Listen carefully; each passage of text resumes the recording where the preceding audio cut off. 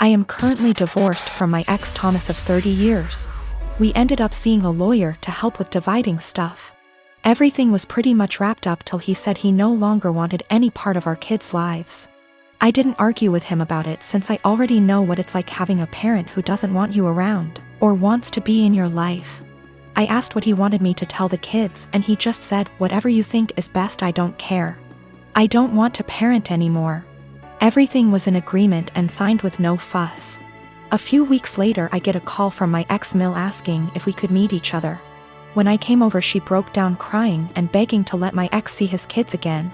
I was confused about what she meant because not once did he contact me after meeting the lawyer. She went on about how my ex said he really missed them and that I was just a petty B*TCH for taking full custody. Also that he was crying for days about it. I told her my version of events and she called it BS, saying her son wouldn't lie like that, especially not about his kids. Then I decided to call him in front of her.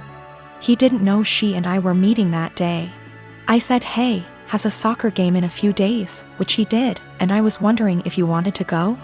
I know he'd really love it and be happy to see you. He instantly said no. I already said I'm not doing this anymore.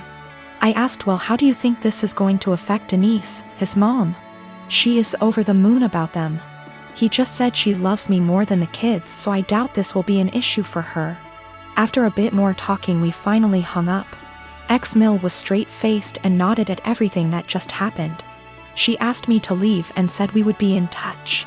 Later that day I got a call from my ex saying how it's my fault he was kicked out of his mom's house, and possibly will be taken off her will. Also that none of his family members will talk to him because of what ex-Mill heard. He threw a lot of insults at me before I hung up, and now him and his mates keep calling and texting me. My friend is saying I shouldn't have said anything in the first place and I ruined his life. Yes, I plan to let Denise see the kids because I know she just wants to give them the world along with the rest of his family. I had a 1967 Impala 4-door that I bought in February 2019. A couple months ago I bought my first house that had a 2.5 car garage. I moved the car in and started tearing it down for a complete restoration. I had the body in one bay and the chassis in another, plus the whole garage filled with parts. About 2 months ago my girlfriend came to live with me during this whole crisis and the whole time has hated that car. She wants to park in the garage, but I have 2 acres of land with a lot of nice places to park under shady trees, or hell, even in the barn if it has to be inside. I tell her tough luck, it's my house and it's not like I can just throw it back together real quick. Anyways, I was out of town for a couple days on a business trip for the small local company I work for. When I got back, my girlfriend was all smiles. Making me food all the time, doing all the chores, all that. I thought maybe she just was happy to have me home, but then I realized that I didn't see her car in its usual spot. I asked her where she parked so I could make sure I mow that area and keep it clean, and she said not to worry because she parked in the garage. I asked how and she told me to go check it out. Turns out that while I was gone she hired some people to come over and move everything related to that car, including the drivetrain, body, and chassis and all parts, and take it to the local dump / scrapyard. I was absolutely dumbfounded. I had spent over $11,000 on that car, including new parts, services, and the car itself. I told her that I was going to be taking her to court for that and she brushed me off like I was being dramatic. I told her that it's done between us and to pack her things and leave. I admit I was really angry, but I did end up getting a lawyer. And as I have all the receipts for all that money spent and I have her on my house's security cam footage letting the guys in and watching them take it all, I think I can win. Her family and friends are absolutely blowing me up, saying it's just a stupid old piece of junk, and that she cannot pay back all that money I spent, and that I should just let it go. But I have been putting all my time, effort, and money into that car for 1.5 years now, and god damn it if I am not going to get justice for what she did. I got a call from her mom about 20 minutes ago and she told me that I was ruining her daughter's life over a stupid car. I told her she ruined her own life. I've been gathering documentation and stuff and I'm about to head down to the police station and file a report, as suggested by Lots here. Went to the police station last night, was told to come back in the morning. Just got back and filed an official report against her for grand larceny and grand theft auto. I showed them all the receipts I had for the car and the footage of her letting the guys come and take it, as well as the title for the vehicle in my name. They said they will be in contact with all three parties, me, XGF, and junkyard guys, soon, and they will hopefully be able to recover some or all of the car. Just have to wait now. The junkyard guys apparently were in the middle of hiding it when the police came to ask them questions. It was on a forklift and they were gonna put it on top of a pile of cars that was hidden behind more piles of cars. They said it was theirs and they had the title, but obviously didn't have the title for it, and since they matched the VIN on the chassis and body to the VIN on my title, it was obviously mine. I know at least one person there has been arrested. I think he was in the camera footage I talked about earlier, but if it was the boss or whomever or even his specific charge. They also told me they would be looking into this specific junkyard for any other vehicles reported stolen. They said they haven't been able to get in contact with my ex just yet, but they're working on it. I'm just so glad they found my car. Luckily, I made quite an album of pictures detailing me tearing down the car, and so I can use that to prove what parts they had were mine, so I can hopefully get most or all of it back.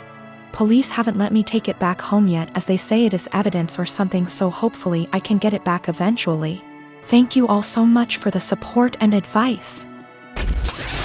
I am 22, female, and I work full-time at a local steakhouse-style restaurant.